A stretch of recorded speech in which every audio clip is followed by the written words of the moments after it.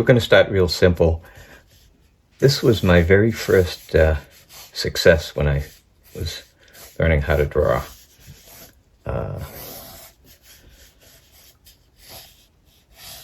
Guess who?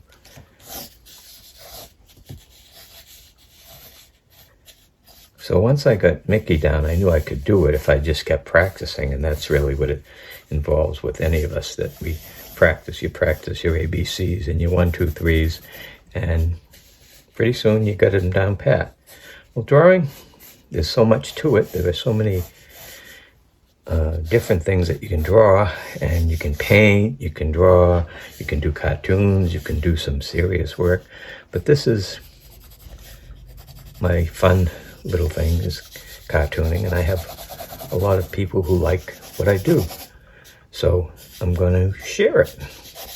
Okay, so I'm using just a pencil just to kind of loosen up, and you can see my lines are really sketchy, and it really doesn't matter because this is all practice stuff, right? So when you practice, it doesn't have to be perfect, and I'll show you some ways where you can tighten up your work and make it look beautiful. So we're going to just start really simple with some really simple cartoons. We're going to do 3 people, 1, 2, 3, and I'm going to put some light lines on it, and we can erase those later on. So we're going to use these features. Ready? We're going to, we'll put them right here. Okay, eyes, nose, mouth, and ears for a face. That's really all we need. The placement of it is what's important, okay? So the first one that we're going to do is we're going to do the adult. Eyes, nose, mouth, ears. A young person. Ready? Eyes, nose, mouth, and ears. A baby. Eyes, nose, mouth, and ears. So it depends on where you put those eyes, nose, mouth, and ears. It makes a big difference on an adult. The eyes are up further in the head. The teenager, we'll give him a buzz cut. His eyes are down lower. And the baby, features are even down lower in the head, right? So it's a simple thing, but when you're drawing, it's just a matter of placement, where you place things. So you've got to be able to see the simple things about what works and what doesn't work. And this kind of thing is really a starting point for us, okay? So from here, we're going to do a little bit of typecasting. We're going to do a bully, a cute character, a goofy. So the first thing we want to do is decide mean. He's got mean eyebrows, mean eyes, right? And already he looks mean, right? By placing the eyes a certain way. A big pug nose, maybe like a fighter, you know. Big mean mouth.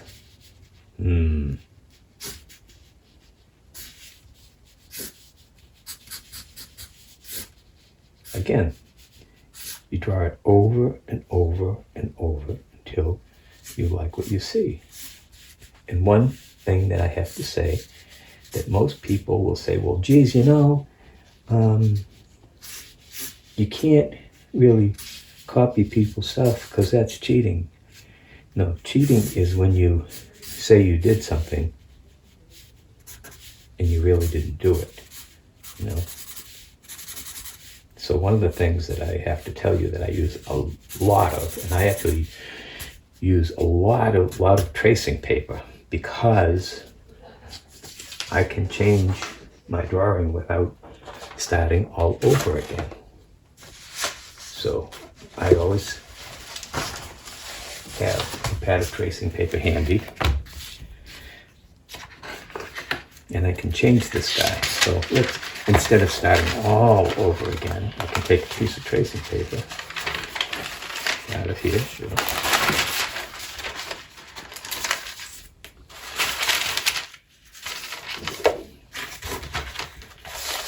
And you already saw what I did with that drawing underneath. Well, this time I'm going to modify it, but I'm going to use a pencil. And when I'm changing a drawing, usually what I want to do is I want to decide the parts that I like on it and what I don't like. And in this one, I'm going to, and you probably can hardly see my lines this time because I'm using the pencil. But what I'm going to do is once I get the pencil drawing down to exactly how I want it and how I'm changing this time I'm going to make his jaw big, real big, and his upper lip smaller, his teeth bigger, and maybe a big fat lip sticking out, mean. And now his teeth again. And his ear, we're going to do, yeah, we'll give him that same kind of maybe hat. No, yeah, we will. Same hat. And a smaller ear. You know, these, let's see what we got. Oh, I think I kind of like them better. Okay, so now I'm going to push this over this way a little. Maybe I even might get it out of the way.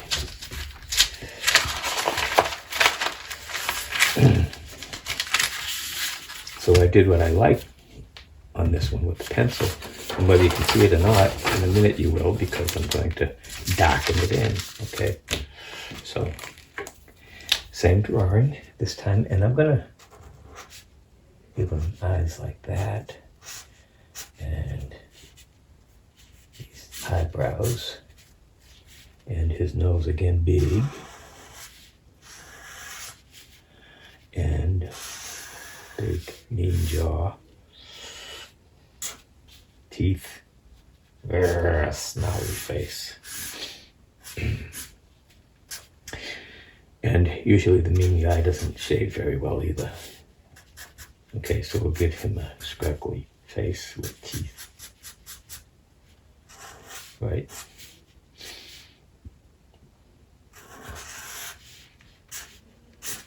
Now, this is kind of like, oh, you're doing that character again. Well, the thing is that when you're doing something like this, you might want to change it up. You might want to do something a little out of the ordinary, something that gets people out of their comfort zone by surprise. But this is like the bad guy, right? The mean guy. You get the big, bully shoulders. So if we were doing someone like a little, I'm sure you all know Goofy, the character Goofy. Well, we'll do that kind of character, okay? Kind of slouchy, you know, kind of like, oh, and we're typecasting, you know? We're typecasting this guy, so it's like, ooh, kind of goofy character. Maybe,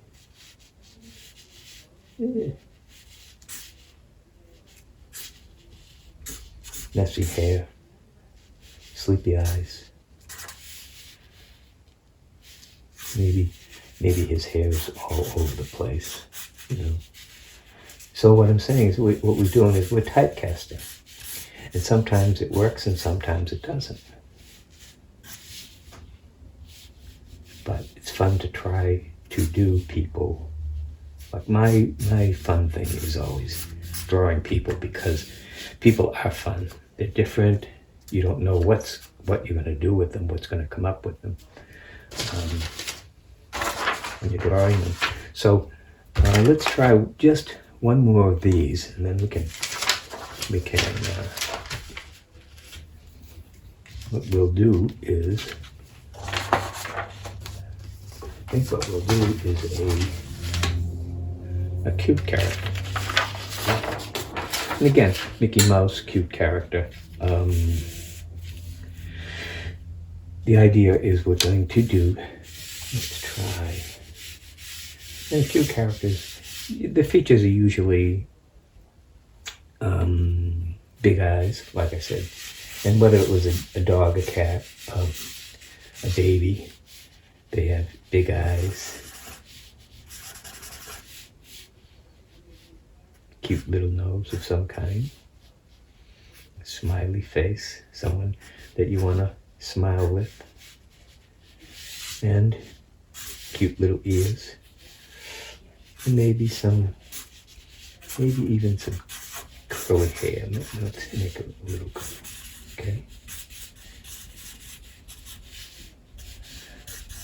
Now, maybe you don't like parts of it, you like parts of it. That's when you do your tracing paper, you work over it. And tracing paper comes in handy for many reasons.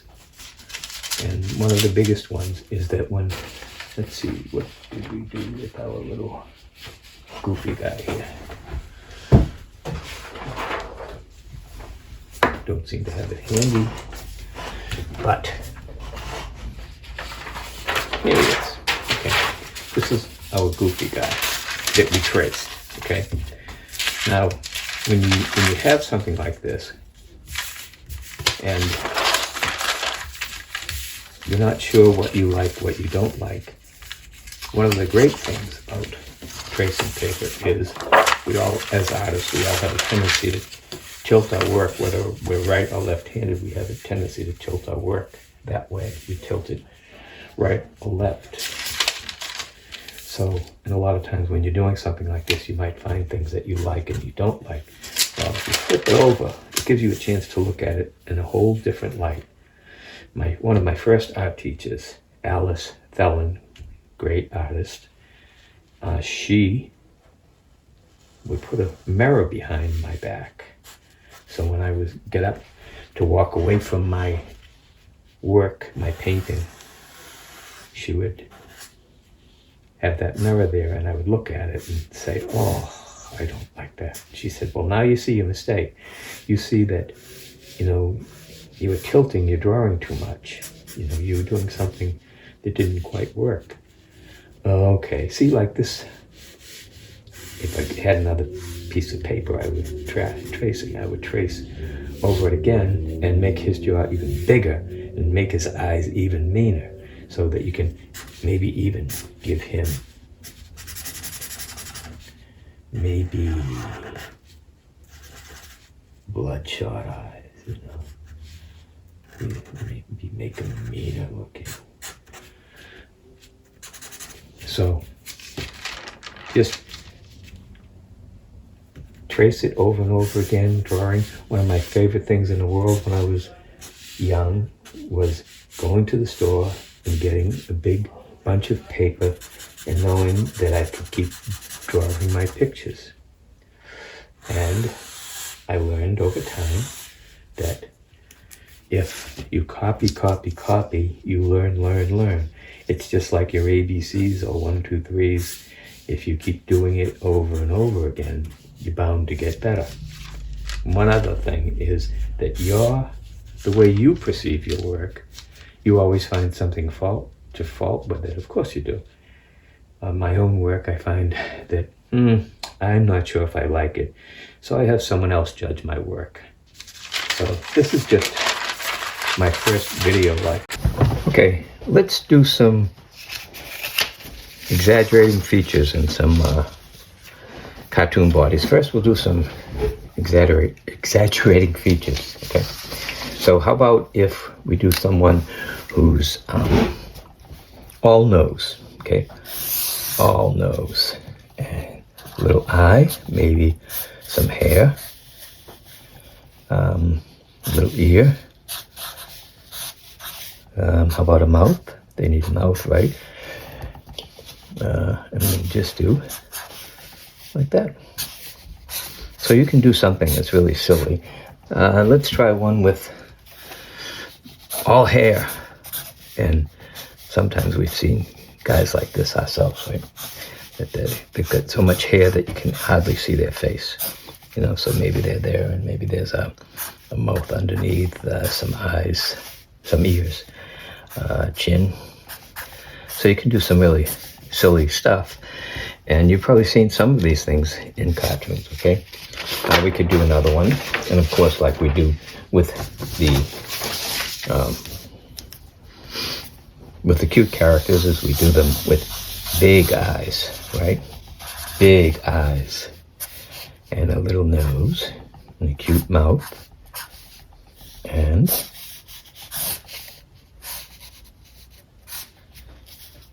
well, they need ears, right? Maybe big eyelashes. We'll make her a little girl. Not very cute, but the idea is that you take one feature and you exaggerate it to, how about big teeth?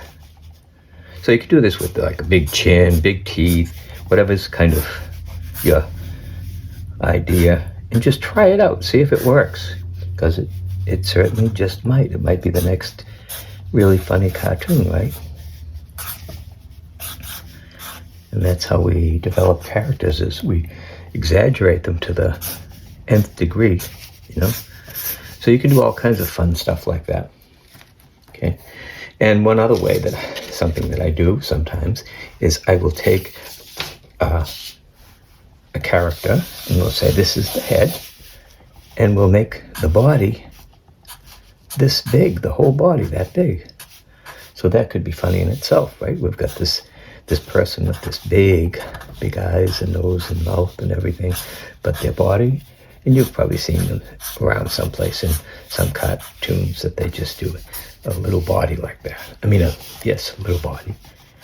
So you can have all kinds of fun. Now, doing cartoon bodies, speaking of that, is I actually set this up ahead of time because I don't want to bore you with lines, but I've ruled it out, and I've got inch markers so that I can show you how, when I'm drawing people, that I use an 8-head figure. Now, different artists use different size figures, okay? But I'm going to use an 8-head because that's really what I'm used to, okay? So there's 1, 2, 3, 4, 5, 6, 7, 8. I'm using these 8 spaces, okay? And the other thing I've done is I've drawn lines so you can see a straight line, horizontal and vertical, just to kind of keep things in a straight line, because we have a tendency to tilt our drawings anyway. So the first, we're going to 8-head figures. So this is 1 head. And the second measure we use down to the chest, and then down to the waist, the third one. And then the fourth is there. The fifth goes down to the knees, 5 and 6, down to the knees. And 7 and 8, down to the toes, right? From the knee down. So we'll put feet on these guys. Now, what this is it gives you a kind of a measure. So when you're doing something, that when you put their arms on, the arms are going to go down. The elbow is about at the waist. Now these are all about, right? About at the waist. And then from the elbow down to the hand will go down to about mid-thigh. You know, these, again, they're about. And these measurements change with individual people, so you can't always get it perfect.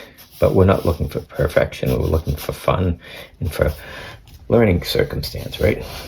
So we've got this. Now, this is kind of really generic because I didn't tell you anything about the difference between putting a man up here and a woman. Well, we're going to do show you some simple things, and I've got another line here also drawn, but I'm going to put it, well, maybe I should even draw another one, but okay. So we're going to do, this time we're going to, well, let's just take this kind of, he's kind of boxy, this one, right? So it's almost like a guy. But if we were doing a woman, her shoulders slope more, right? And a man is more square here, where a woman has a better waistline than we do. It's like we're really boxy. And so, you know, you should really study some simple anatomy if you're trying to draw, really draw people. But, so we'll do this, okay? So then, if we're doing a cartoon, all the rules are out because there's no exact to it. So we can do, now where we have over here an 8-head figure, we can do a cartoon that is a 4-head figure. So he's like this. He's got, well, I actually made him bigger than that. So we'll do 2 heads there and down to, put a neck on him, go down to here. And again, we're roughing it out. So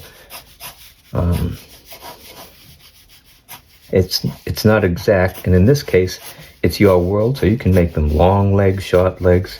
You can do whatever you want, right? Ooh, I made him kind of short in the leg there and long in the chest. So again, we can do the elbow thing is kind of good because it kind of gives me a place to stop the hands, you know, just stop the hands at mid-thigh. So the idea is that when we're doing something like this, and I'll try to do a little, we're going to work over this guy a little bit, try to make him look better. Okay, here's his head and his neck, and we'll give him his chest. We're going to make a smaller chest because we didn't give him enough legs. So when you're doing something like this, when you're roughing it out, again, I think I've said before about how I use a lot of tracing paper because I have to readjust my drawings often. So adjust, and readjust, you know. So the next thing we're going to do after we do this, is we're going to work on doing character development. You know, let's say, and I'm going to show you one of the characters that I'm working with and show you how and why I use him, and how I use a bunch of characters, and the ones that I use are in history, so so they have a background to them, and I simplify these real characters. When, like Ben Franklin, for instance, I turn him into a cartoon type character. So, so the cartoon world is flexible. You set your own rules. Think of your drawings having depth to it. And the one thing that we haven't done yet is I haven't talked to you about doing the 4 basic shapes. And so when I'm trying to do something, I work on these 4 symbols: a sphere, a cone, a cube, and a cylinder.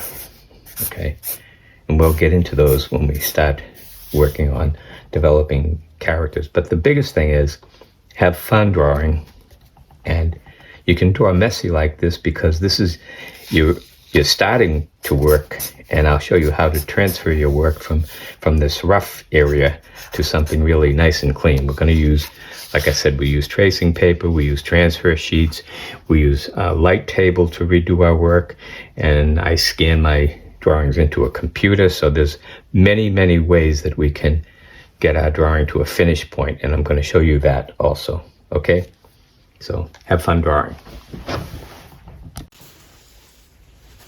So you can check my website at billbradbury-artist.com, and you can email me with any questions you have at bbrad4745@gmail.com, and I'll try to get back to you as soon as possible.